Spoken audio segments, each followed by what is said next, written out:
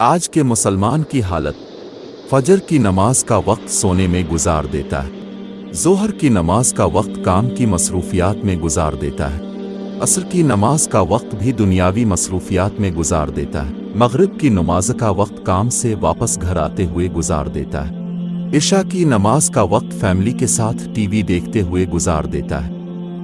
نماز جمعہ کا وقت نوکری کی مصروفیات میں گزار دیتا ہے، نماز پڑھنے کے لیے ٹائم نہیں، روزہ رکھنے کی خواہش ہی نہیں، قرآن پڑھنے کا دل نہیں کرتا، زکوٰۃ کا تو علم ہی نہیں، حج اور عمرے پر جانے کی چاہت ہی نہیں، پھر کہتے ہیں کہ اللہ تعالی ہم پر مہربان کیوں نہیں؟ خدارا اللہ تعالی کا خوف کرے، کہیں ایسا نہ ہو کہ اپنی اصلاح کیے بغیر ہی واپسی کا بلاوا آ جائے اور پھر قبر اور حشر میں سوائے ندامت، شرمندگی اور عذاب کے اور کچھ بھی نہ ہو۔